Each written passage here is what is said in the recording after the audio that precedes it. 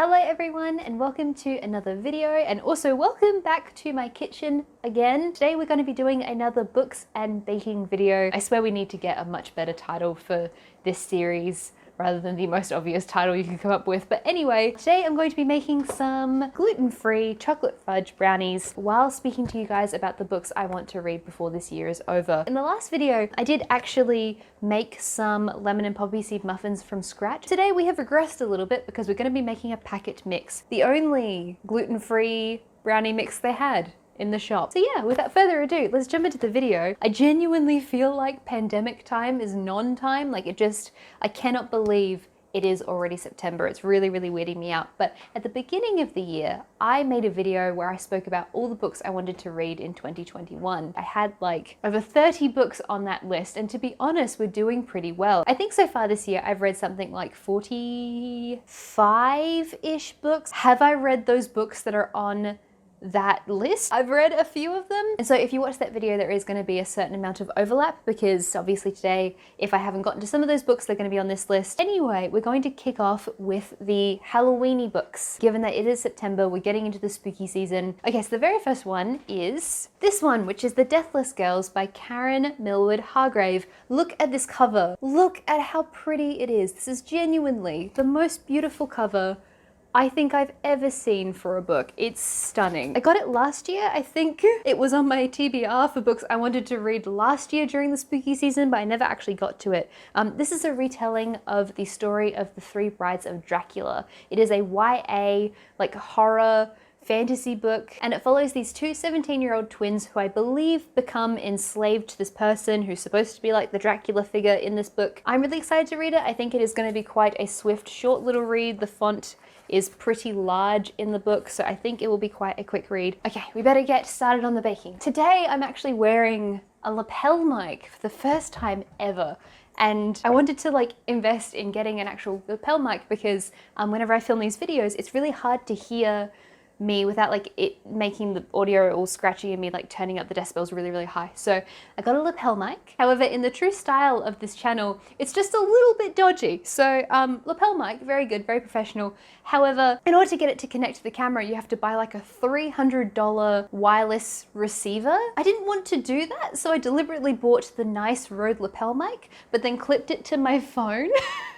I'm just like kind of trying to awkwardly not drop it. Place brownie mix in mixing bowl. So hopefully you can hear the ASMR of me opening stuff. Okay, this next one, The House of Hollow by Crystal Sutherland. This is a book that I picked up during my like autumnal reading vlog that I filmed back in April. Now, I know this is something that tends to trip people up a little bit, but I do live in the Southern Hemisphere, and so for me it's spring. Back in April it was autumny, but I picked up this book, which was recommended to me by the bookseller working at Matilda's bookshop. This is another fantasy YA that follows a girl who is 17 and her two older sisters. They have this whole mystery surrounding them. When they were children, they were abducted for a period of time, and then they came back home with these strange scars at the base of their throat, and no one really knows what happened to them. It's supposed to be a very creepy gothic time. It's a horror book. I've heard some really amazing things about this book, so I'm excited to read it. The third witchy book that I want to read is called The Nature of Witches by Rachel Griffin. What do we need to do next? I think we need eggs. Oh, every damn time I go to film a video, I set up the tripod right in front of the place where I need to get the things. Shit. You guys can still perfectly hear me swear at the fridge. No, let's not bump the tripod. So The Nature of Witches is about witches in a particular world where the witch's power is tied to the seasons. So if you're a witch, your power is tied to the season specifically in which you were born. However, there is this one witch whose name is Clara, whose power is tied to every single season. And so when the climate starts changing and the witches start having terrible things go wrong, Clara is their only hope to save them. The next category of book I want to talk about are the new releases, which I probably mentioned at the beginning of the year but just haven't gotten to. And the first one I want to speak about is The Chosen and the Beautiful by Nhi Vo. This book is a retelling of The Great Gatsby, and the key difference for this one is that Jordan Baker in this story is queer, Asian American, and adopted. And so this is The Great Gatsby, but fantastical and retold in a newer way. The cover is so pretty, but it has a really, really cool premise, and I really like The Great Gatsby as a book, so I do really want to read this. I think it came out in like May or March or something, and I haven't gotten to it yet. I'm really excited to. And then the next one is by Maggie Shipstead, which is Great Circle. This book was longlisted for the Booker Prize, I believe, which made me really want to like commit to reading it. And it is about a woman who is an aviator. I think she was like born around like 1914 or something like that, and she grows up and commits to being an aviator and circumnavigating the globe and going over the North and South Pole. She is lost while flying over Antarctica, and then the story shifts to the perspective of a actress who is cast to play her 100 years later. And so we see this like great span of time here. We need to melt some butter. If anyone's looking for updates on how the whole gluten-free, dairy-free thing is going, I'm at the point where I'm only eating like little bits of gluten and dairy, so I'm just trying to reduce it where I can. Could have used 2 spoons for this and not gotten as messy, but oh well. The fact that you can hear me walking around my house is like quite disconcerting. Okay, the next category of books is the magical realism books that I want to read before the year is out. The very first one I want to read is a book by Laura Esquivel, and this is Like Water for Chocolate. We've had this microwave for months, and I still love that sound. It still brings me so much joy. Like Water for Chocolate is a story about a family who live in Mexico who are all female. Everyone in this family is female. They have a daughter whose name is Taita. And I'm not entirely sure why, but there is a specific reason why she is forbidden to get married. She has to look after her family. However, she starts to fall in love with a young man whose name is Pedro, who is seduced by the magical food that she is cooking. This is supposed to be a book that's really, really interesting structurally in terms of how the like recipes are placed in the book. The next one on my list is 100 Years of Solitude by Gabriel Garcia Marquez, another book that I've heard just astoundingly good things about. This is supposed to be the book that basically defined like the magical realism genre. And so it's a very influential classic, which is part of the reason why I want to read it, because I love magical realism as a genre. However, I haven't read heaps of magical realism from Latin America. And by heaps, I mean, I don't think I've read any magical realism from Latin America. I've read like, I think a couple of short stories while I was at uni. However, have not read 100 Years of Solitude. So I really want to read that. It is a story about a fictional town which is called, sorry, my tablet is like right here. I'm like trying to remember all the information. There's like 20 books on this list. I'm doing my best. The fictional town of Macondo and the history of the Buendia family. So judging from the title, I'm guessing they live in solitude for 100 years? I don't know. This mixture is very dry so far. Have I messed something up? Third book in the magical realism category is Midnight's Children by Salman Rushdie. Salman Rushdie was a friend of Angela Carter's, which is like the sort of first situation in which I heard about him. But apparently Midnight's Children is a very good book. It is set in India. It follows a person whose name is Salim Sinai, who is one of the 1001 children who are born around the midnight hour. And because they're born at this specific time, they get given special powers. And so one of Salim's special powers is the fact that he has a really, really good sense of smell. And then the final one I want to read in terms of magical realism is 1Q84 by Haruki Murakami. My silly brain always goes to say 1Q48 because it's been a couple years since I've last read a like Murakami novel. I think I got like 10 minutes into West of the Border, South of the Sun. That's not the title. Wasn't really enjoying the narrator of that book, and so I didn't keep reading it. I read this book, What I Talk About When I Talk About Running, because I got it for my birthday. This is a really, really good one. However, this is a memoir and not a novel. I think I'm ready. Every time I read one of his books, I need to take a significant break. Because his books kind of leave you feeling forlorn and sad and a bit dead inside. I love Murakami's writing style. He's genuinely one of the most talented authors I've ever read. Like the way he writes is so beautiful. It's always really hard to describe Murakami plots, so I think this one is about a cult. It's set in Tokyo. It follows a young woman whose name is Aomame and also a man who is an aspiring writer whose name is Tengo. Aomame starts noticing like discrepancies in the world and like starts to like notice this like whole mystery thing. I'm going to go ahead and assume there's a lot of jazz bars and cats and witty teenagers. I literally picked the easiest packet mix I could have. Ha. Okay, well that's the whole thing done. Let's just grease a little bit of the edges just so it doesn't like zoom up and stick.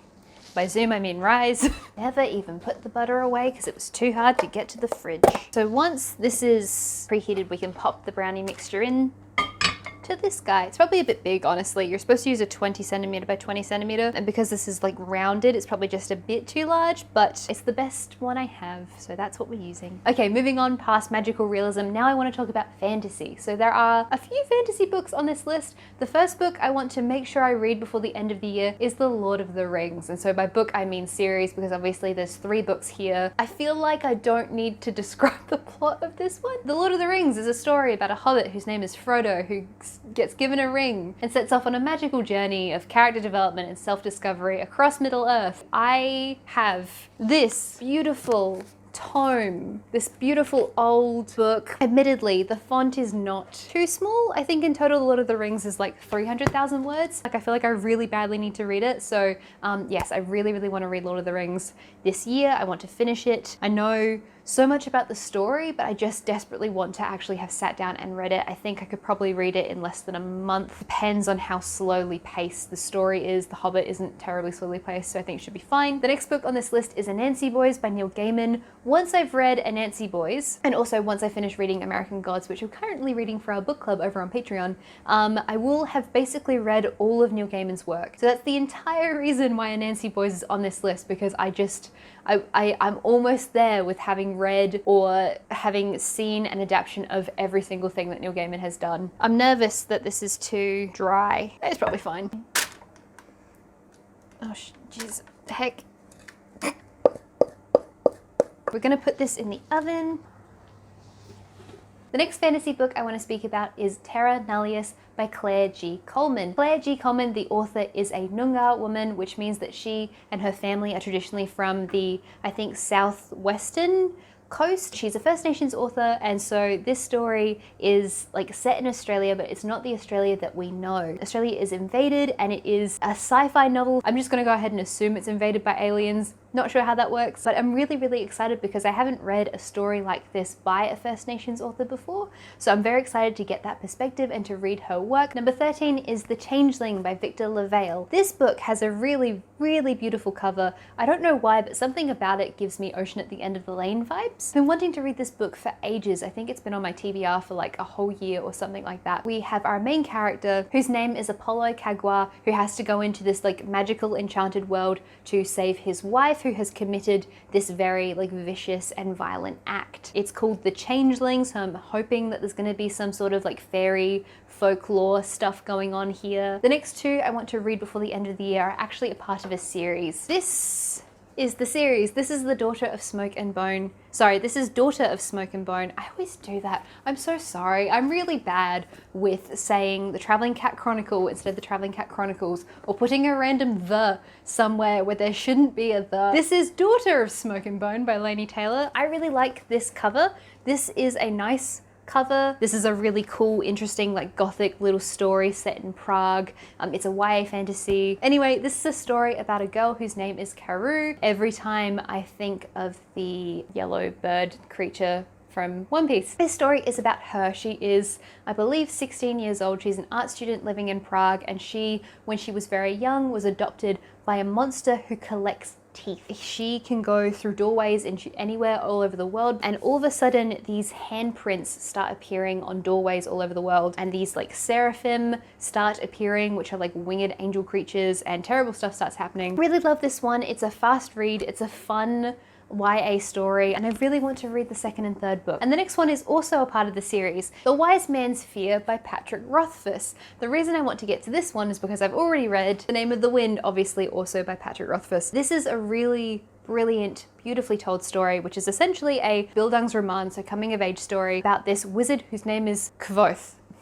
And he is a very, very powerful wizard. He's had this like really amazing, remarkable life. I really, really love this book. I think it's so genuinely wonderful. And so I definitely want to read the 2nd one. Moving along into the misc category. Kick off with Twilight by Stephanie Meyer.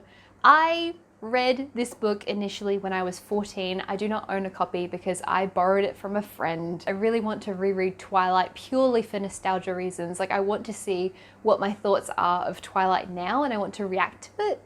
Because I went through this like period of time where like I really loved Twilight for about maybe like a year or two, and then I really didn't like it.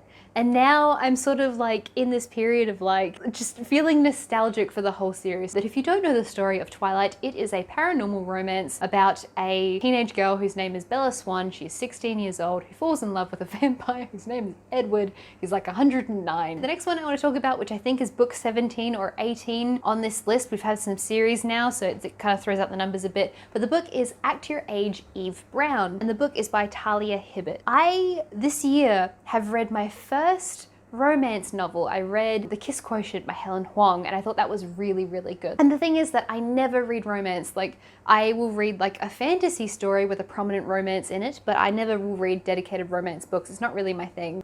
This is the next book I have on my list of me slowly reading romance books every now and then. I need to do this with thrillers and horror as well. I need to read more widely into different genres because most of the books I read are fantasy. Act Your Age, Eve Brown is about a young woman whose name is Eve. She is like very chaotic and messy, I believe, and a young man whose name is Jacob who works in an Airbnb. She starts working for Jacob, and from the synopsis, I feel like it's going to be an enemies to lovers sort of situation because it seems like they quite annoy each other at the beginning of the book. There's only a couple books here left I want to talk about, but this guy's taking a while, so let's just time skip. Ugh.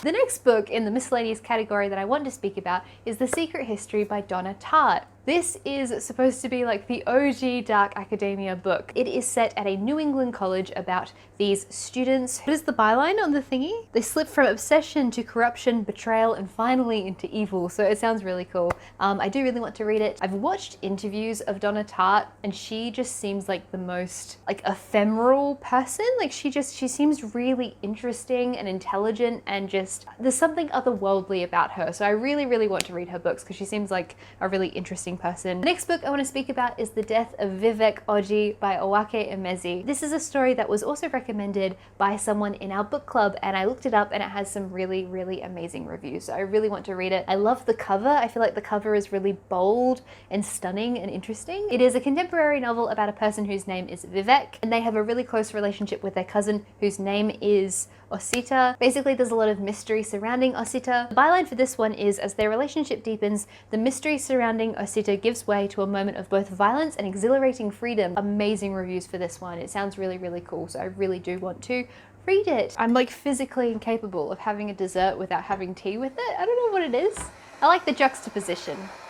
Like the bitter taste with the sweet thing, it's good. Probably should wait until this is more set, but honestly, it's like my favorite thing is like eating the baked good just as it's come out the oven, even if it's not 100% ready yet. But here we go. Look at that, delicious, gluten-free, dairy-reduced brownie.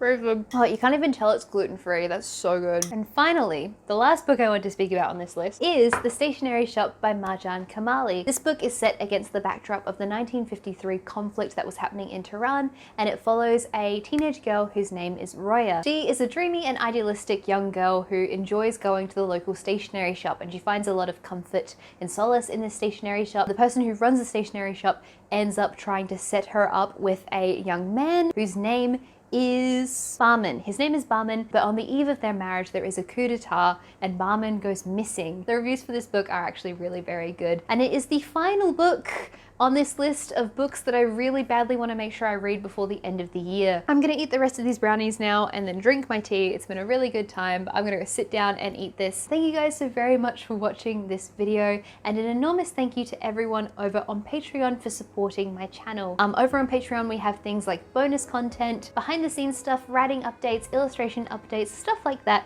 So if you'd like to check it out, there's a link in the description down below. Take care everyone, and I will speak to you soon. Bye-bye.